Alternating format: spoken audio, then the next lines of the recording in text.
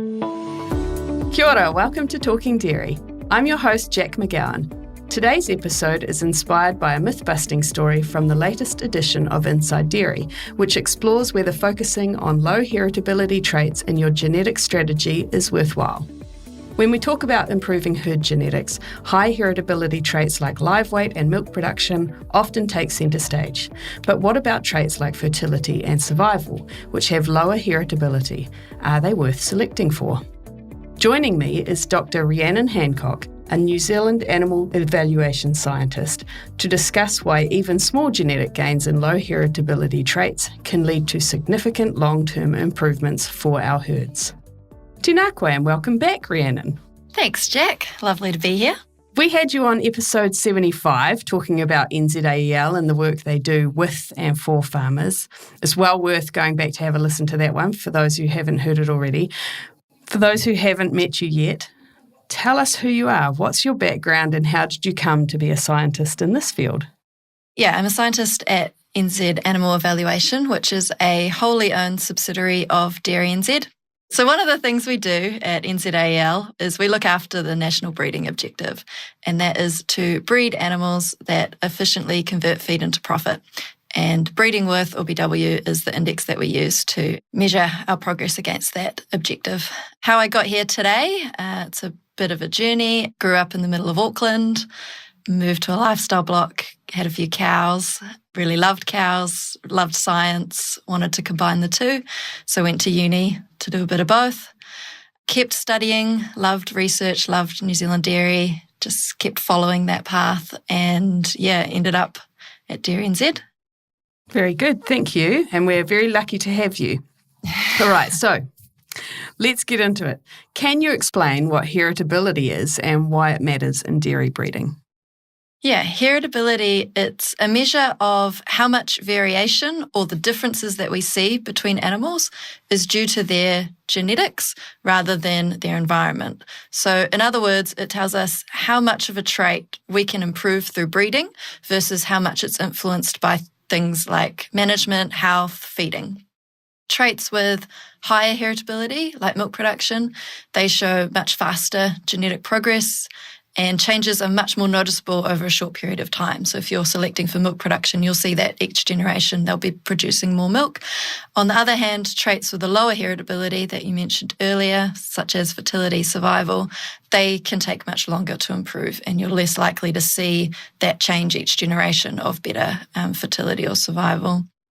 Okay, so low heritability is not that it's not heritable, it's just that... Yeah, there's still genes that are inherited each generation, can be passed down, that influence the trait, but it's just not as many or not as much of the variation is because of their genetics. It's because of management or because of feeding. Right, okay, thank you. Farmers often prioritise high heritability traits because they see faster results. Why should they still consider low heritability traits? That's a great question. And it's a really common myth that if genetic progress is slow, it's not worth the effort. Why bother? But that's not true. Even really tiny genetic improvements in low heritability traits can have massive long-term impacts. You'll often hear us geneticists say that genetic gain is permanent and cumulative. It's a really common phrase we use. And so that just means that when we breed for that specific trait, those animals have those genetics, those genes, and they keep them for their life. And then each generation you build on that. And so you make a tiny improvement here and there, and it just compounds over time. So it's permanent. They've got those genes forever, and cumulative, it builds each year. Some traits that have a low heritability that are still important and why we should consider selecting for them. So calving difficulty is one. It has a low heritability. It's often below 10%, below 5%. But even those small genetic improvements can reduce the number of difficult calvings that we see. And so that means fewer assisted calvings, lower vet bills, better cow and calf survival rates. And so I think most farmers would say that they would want fewer assisted calvings, lower vet bills. Everyone wants lower vet bills. And so it is still worth considering traits like that in breeding programs. And cow survival is very similar. So the ability of a cow to survive each year and stay in the herd and be productive has huge economic impacts on your farming business. So being able to select those cows with the better longevity, you're rearing fewer replacements and you're getting more profit per cow over her lifetime. It's really common to hear, let's just focus on management and not worry at all about genetics. So what I would say to that is, while management does play a really key role in a lot of these lower heritability traits, genetics sets the baseline. And so those small, steady improvements through our breeding decisions can have a lasting effect on our herds and, along with management, really make the difference. Okay, you mentioned calving difficulty and survival as low heritability traits that we should be selecting for because of the impact it has on the herd. What other low heritability traits have a big impact on farm performance?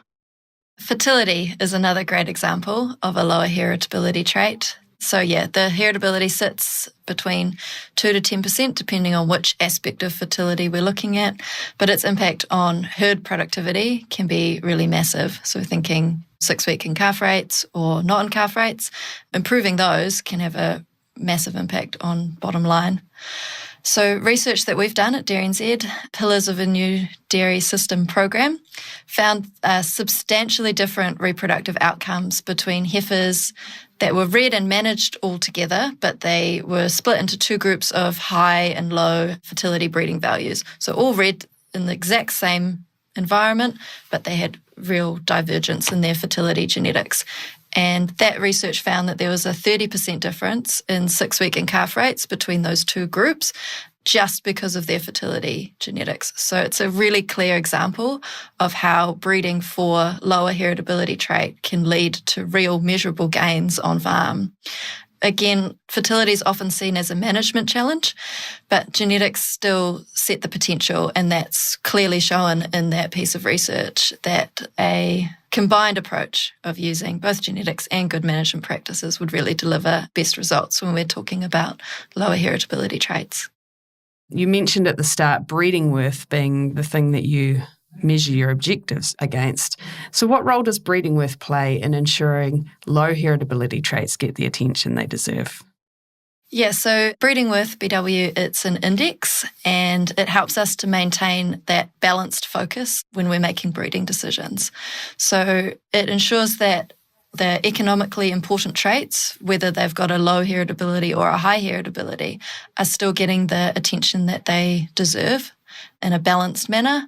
Currently, we have 10 traits in BW, all balanced up against each other. And by considering all those traits in one index, it helps us to avoid over-focusing on some of those faster gaining traits and encourages, that more well-rounded approach when we're looking at herd improvement. So even the traits that are going to progress more slowly, fertility, survival, they're still really crucial for those long-term profitability and efficiency gains on farms. So by having an index, we're not overlooking some of those really key traits. Do high heritability traits like milk production sometimes work against traits like fertility or survival? And how do you balance that in the index? Yeah, so that is definitely true. Volume and fertility are, negatively correlated. So selecting for milk production can lead to poorer fertility genetics. And so by having them all together and putting weighting on fertility, we're able to still improve our milk production whilst not losing fertility gains. So that's exactly what BW is intending to try and do. Cool. What are some practical steps farmers can take to improve low heritability traits in their herds? So as part of that same Pillars research program, we found that for farms that were really struggling with herd fertility, selecting bulls that had a high BW but were also above average for fertility was one way that they could make really big gains in fertility on farm over time. So a practical step is when choosing bulls to use in the herd, looking for ones that have a high BW, but are also looking at those individual traits that make up BW, ones that are important to you or ones that you're really looking to improve. So fertility, survival are two of the major low heritability traits that are in BW. So just looking for bulls that stand out for those couple of traits that you're interested in, easiest way to make improvements in those lower heritability traits. And also combining genetics with management. So genetics can't outperform poor management. So still having those really good principles of monitoring condition score, all those kinds of good things to help improve your repro performance combined with genetics is, a great practical way to improve some of those traits. What's one key takeaway you'd like farmers to remember about breeding for low heritability traits? Yeah, so even when progress is slow, it is still progress. And so over multiple generations, those small genetic improvements compound over time, leading to those meaningful changes in herd fertility, survival, and overall efficiency. So investing in those lower heritability traits today is setting up the future herd for success. Rhiannon, thank you so much for joining us today and sharing your insights. It's clear that while progress in low heritability traits takes time, the long-term benefits for herd productivity and farm profitability make them well worth the investment. This conversation was inspired by Inside Dairy's February-May edition. And if you'd like to read more, you can find it online at dairynz.co.nz/inside-dairy.